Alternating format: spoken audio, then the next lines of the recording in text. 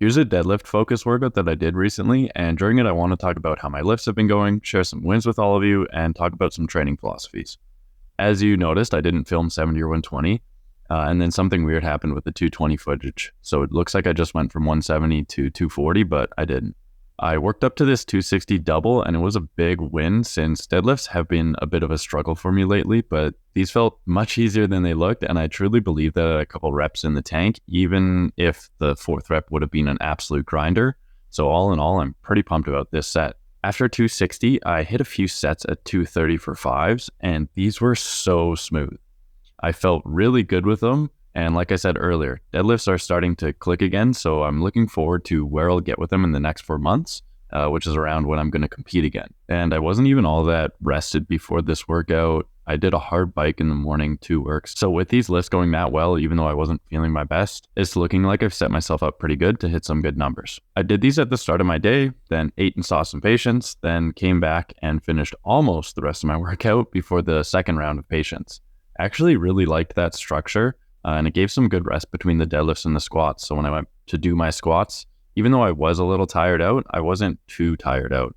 And it kept my workout feeling a little bit more fresh. And I actually really like that structure. So I might try to get up and in a little bit earlier, more often, and keep that structure going.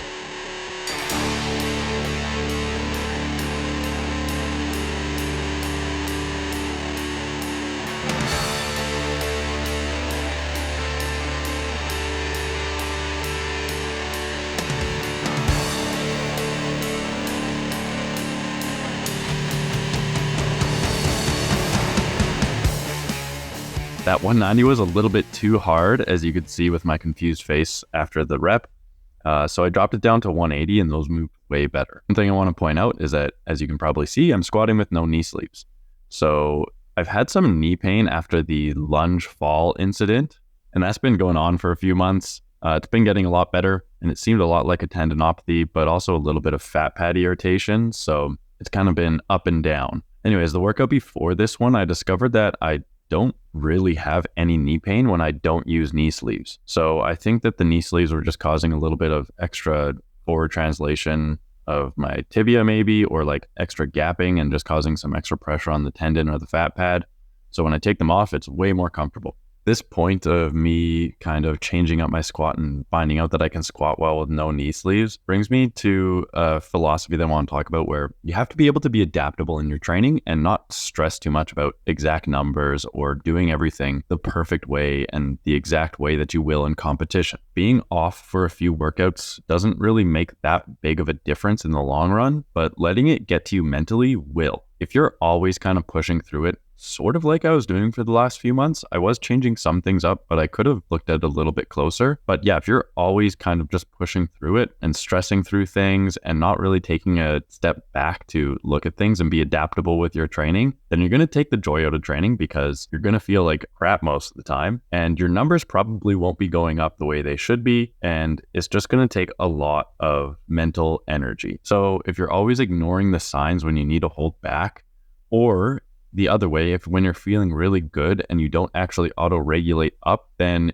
you're not allowing yourself to be adaptable with your training, and you're being way too strict to your program. Sometimes you just need to go with the flow, take what is there on the day. And if that's less than planned, that's fine. And if it's more than planned, then that's great. So this really comes down to the fact that you can't control when your life is going to be busy. You can't control when things get shifted around. You can't control when you're stressed out. You can't control a lot of things. Sometimes you'll feel great, sometimes you won't. Sometimes you'll be able to just structure your life around your training, and sometimes you won't. So you can't control how all of those changes impact you, but you can control how you respond to them. Sometimes just taking a deep breath and doing the work that you can do is what is best. Don't worry about the numbers sometimes, just think about the effort that you can put forth. So that doesn't mean that, hey, you need to just bear down and do the work that is prescribed. Sometimes it means that you just have to do what you're able to physically and mentally handle. Now, this doesn't always mean taking it easy. It just means taking it easy when it's necessary and you're working with your body to meet yourself where you are at now. This can also be applied to days where you're supposed to hit a PR. If things aren't going right and you can't hit that PR, don't get too eager and just kind of bash your head against the wall. You're going to screw your numbers up even more. You're going to over fatigue yourself. Sometimes you just have to do what you can do, right? Life gets in the way, and that's okay. You just do the effort that you can do at that moment. So that's why it's good to be a little bit adaptable. If you're not feeling great to take that PR that day, then don't take it, and that's okay, especially if your life doesn't revolve around the gym, right? Especially if you have other things going on. Like I said earlier, sometimes you just need to work with your body and meet yourself where you're at. You'll have that energy later and you'll be able to hit that PR or more in the future. Now, I know this often gets taken as a way to just kind of always take it easy and not really put in that work. But these periods of taking it easy have to be balanced by going all out and going hard when you can. If you're feeling good, then you need to auto-regulate up. If that top weight is feeling like a really easy RPE, like RPE 6, but it's supposed to be RPE 8 or 9, that means add some weight to the bar so you can hit that RPE. When you're strong, take advantage of those days and lift that weight. And like I said, especially do this if you aren't a professional athlete and your life isn't completely structured around optimizing your day to be around your training. Just do what you can do, and sometimes that's less, sometimes that's more, but it's always going to be the hard work that you can manage at that moment.